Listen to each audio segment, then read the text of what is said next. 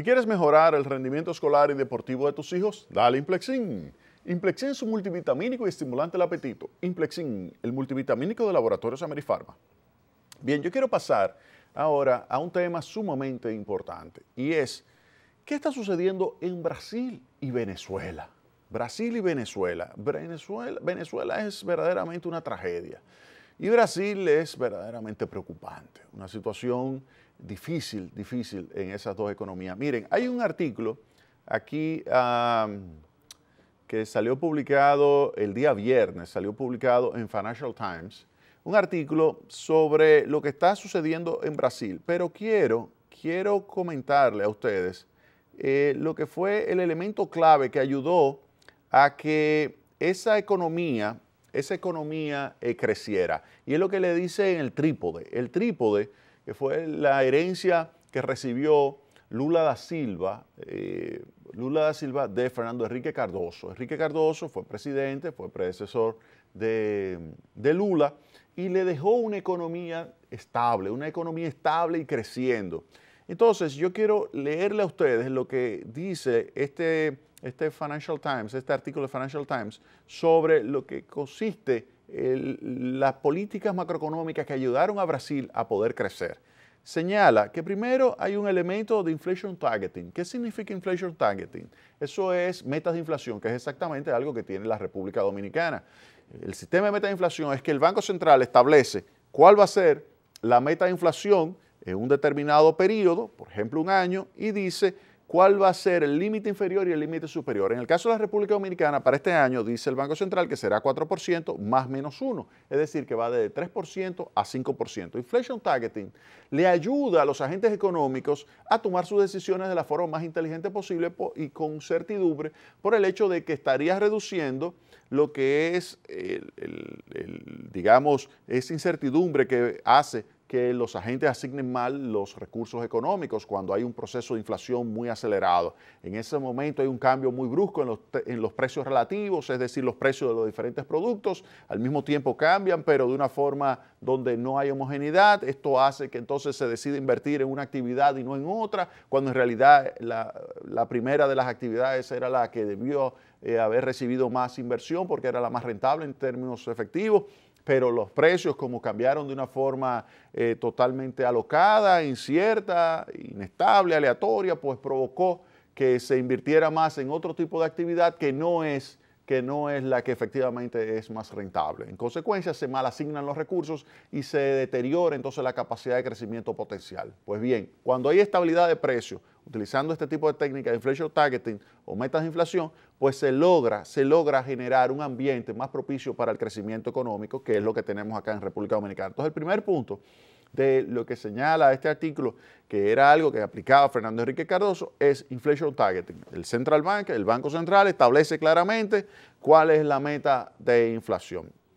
Lo segundo es un tipo de cambio flexible. Un tipo de cambio flexible, que es un tipo de cambio el cual se deja la oferta y la demanda. La República Dominicana tiene un tipo de cambio flexible, un tipo de cambio donde usted ve que hay una oferta y demanda y el Banco Central solamente interviene cuando hay situaciones que crean inestabilidad, que son situaciones transitorias, pero para romper expectativas que pudieran originarse y que pudieran desembocar en presiones hacia el alza no justificadas del tipo de cambio, el Banco Central interviene ante esas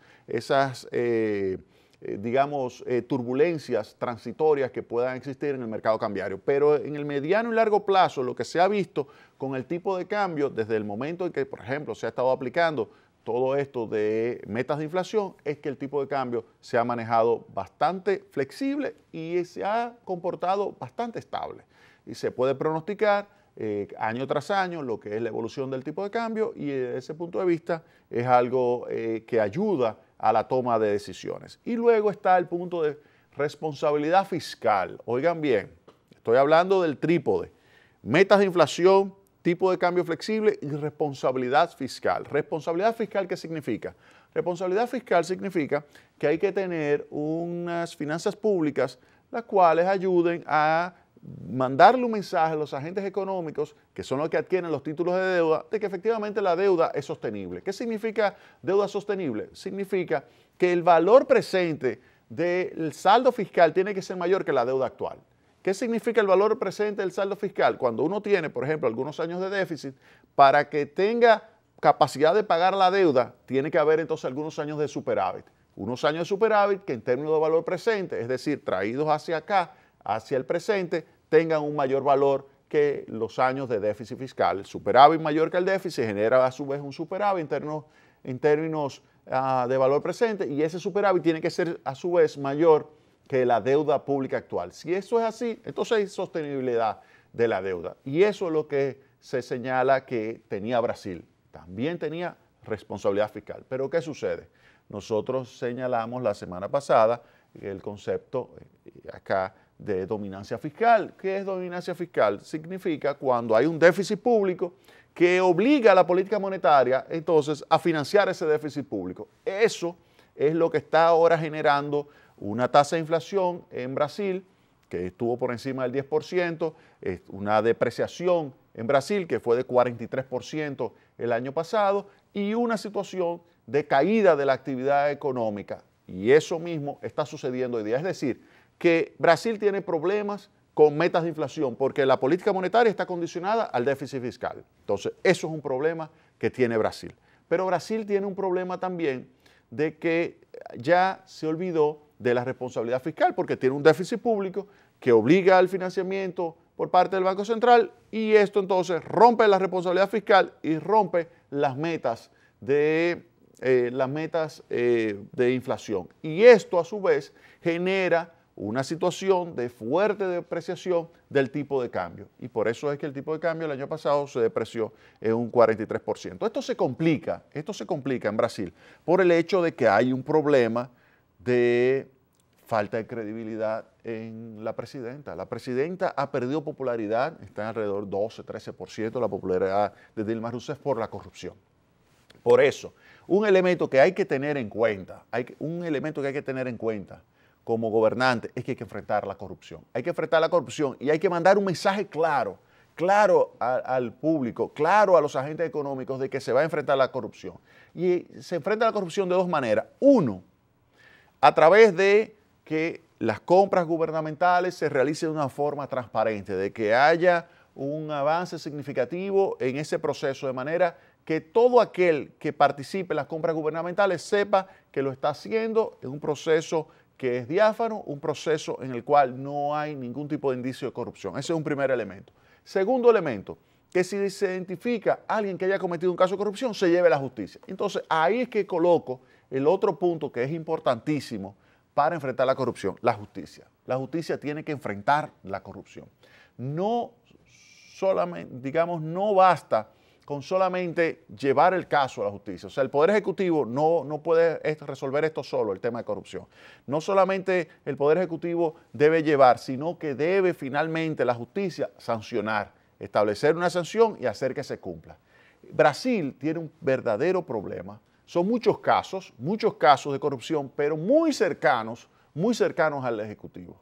Muy cercanos al Ejecutivo, tanto a Lula como a Dilma Rousseff. Y eso es un problema. ¿Por qué? Porque está muy cercano a funcionarios muy cercanos a su vez o a empresarios muy cercanos al presidente o a la presidenta en este caso. Y entonces eso hace que sea difícil manejar la política económica en Brasil. Y por eso es que estamos viendo que continuamente hay situación de inestabilidad, de tipo de cambio, inflación, caída de la actividad económica y esto que se ve ahí en su pantalla. Esto que se ve ahí donde en una manifestación donde había gente del lado de Lula, como gente que quiere ver a Lula y a Dilma Rousseff en un juicio por corrupción, ahí lo que estamos viendo es cómo se están enfrentando ambos grupos con la policía. Y obviamente que así no se puede tener una economía que progrese, una economía que eche hacia adelante. Eso es un problema muy serio que está viviendo Brasil. En el próximo segmento, entonces vamos a hablar de Venezuela. Y lo estoy hablando esto para que ustedes vean cómo se pueden sacar recomendaciones y conclusiones para el caso de República Dominicana. Fíjense que en este caso Brasil tenía responsabilidad fiscal, tenía metas de inflación y tenía un tipo de cambio flexible. El trípode solo lo tiene República Dominicana. y lo perdió. Entonces, esto, ¿qué nos dice a nosotros? Que nosotros tenemos que valorar eso mucho. Tenemos que valorar mucho. Y la clase política de República Dominicana tiene que valorar eso. No puede actuar ni contra la responsabilidad fiscal, ni contra las metas de inflación, ni contra un tipo de cambio flexible.